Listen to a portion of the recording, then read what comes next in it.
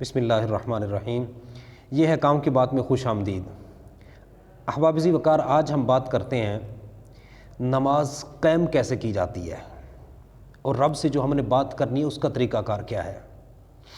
پورے قرآن پاک میں اللہ رب العزت نے کہیں بھی یہ ارشاد نہیں فرمایا کہ نماز پڑھو، جہاں بھی ارشاد فرمایا تو نماز کو قائم کرنے کا حکم دیا گیا ہے۔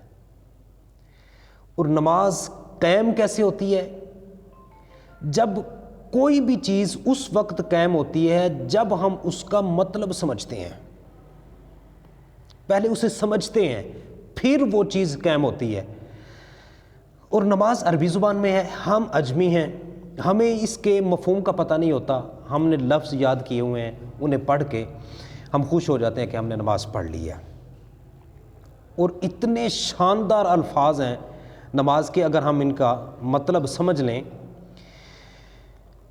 تو یقین کریں نماز کا جو لطف ہے وہ انسان کو آئے گا۔ غور سے سنیں کہ سب سے پہلے نمازی وضو کر کے آتا ہے اللہ اکبر، اللہ سب سے بڑا ہے، یہ انسان اقرار کرتا ہے، خود اپنی زبان سے کہتا ہے۔ اور ذہن میں بھی یہ تصور ہونا چاہیے کہ اللہ سب سے بڑا ہے۔ اور جب سب سے بڑی ذات کی بارگاہ میں حاضر ہوئے ہیں تو پھر توجہ بھی اسی کی طرف ہونی چاہیے۔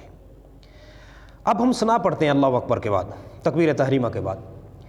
ثنا ہے سبحانک اللہم، سبحان معنی پاک، کاف ضمیر کا جو ہے نا کاف، سبحانک، یہ کا عربی زبان کا لفظ ہے، یہ واحد مذکر حاضر کے لیے استعمال ہوتا ہے، مخاطب کے لیے جس کے آمنے سامنے ہم بات کرتے ہیں اس کے لیے یہ استعمال ہوتا ہے کا۔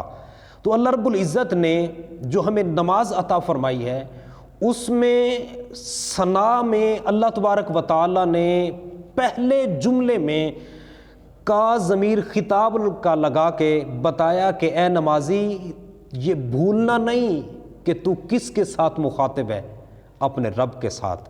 اس کا مطلب کیا بنتا ہے؟ سبحانک اللہم، اے اللہ تو پاک ہے۔ اے اللہ، بندہ نماز پڑھ رہا ہے اور ساتھ میں سبحانک اللہم پڑھا ہے، ذہن میں تصور آ گیا اے اللہ تو پاک ہے۔ وبحمدک، اے اللہ تیری حمد ہے، تیری تعریف ہے۔ ساتھ میں عربی بھی اور اس کا جو مطلب ہے وہ ذہن میں آ جائے کہ میں اپنے خالق کی تعریف کر رہا ہوں جو سب سے بڑی ذات ہے، اس کی تعریف کر رہا ہوں۔ وبحمدک وتبارک اسمک، اے اللہ تیرا نام بڑی برکت والا ہے۔ وتعالی جدک، یا اللہ اے اللہ تیری تو شان ہی بڑی بلند ہے۔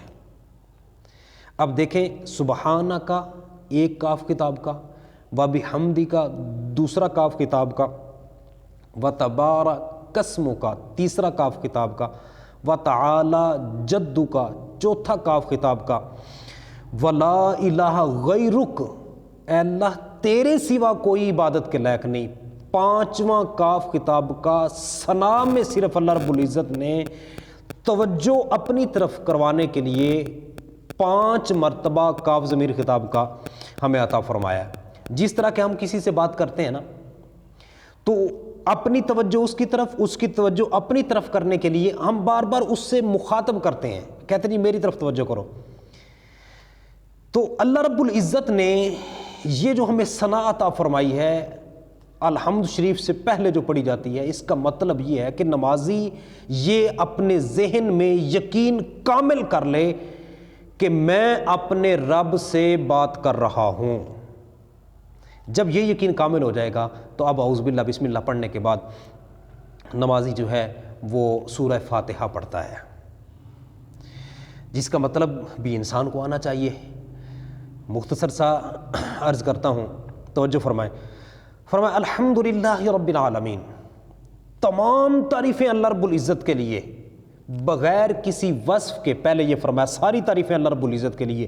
اگر کوئی سوال کرے کہ ہاں تعریف تو ہوتی ہے کسی کے کام پر، کسی کی اچھی صفت پر، تو اللہ رب العزت کی جو تعریف کر رہے ہو تو اس کا کوئی وصف بھی تو بتاؤ۔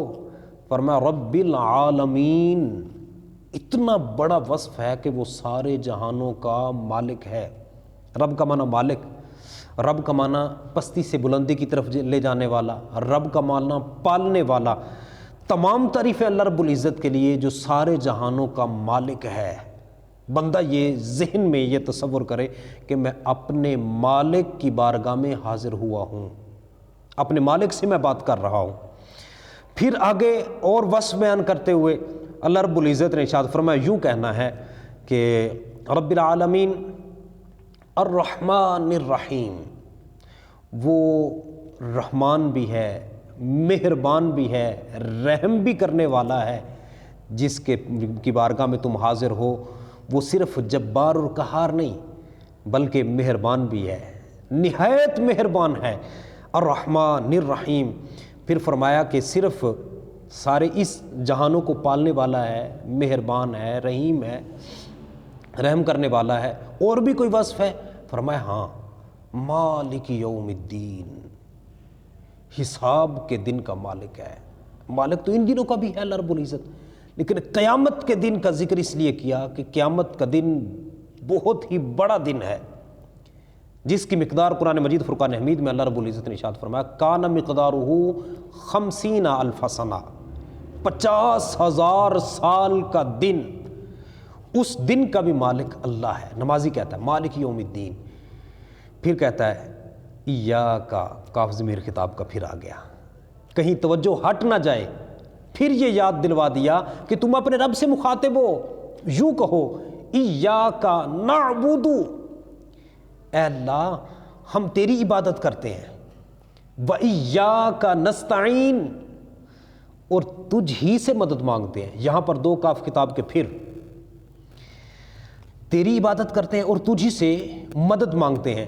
تو یہ پھر اللہ رب العزت کی طرف توجہ انسان کی ہو گئی۔ درمیان میں 2-4 جملے آئے جس میں کاف ضمیر خطاب کا نہیں تھا، پھر اللہ رب العزت نے کاف ضمیر خطاب کا عطا فرما کے انسان کو یقین کامل کرنے کے لیے بتا دیا کہ تم اپنے رب سے ہی مخاطب ہو۔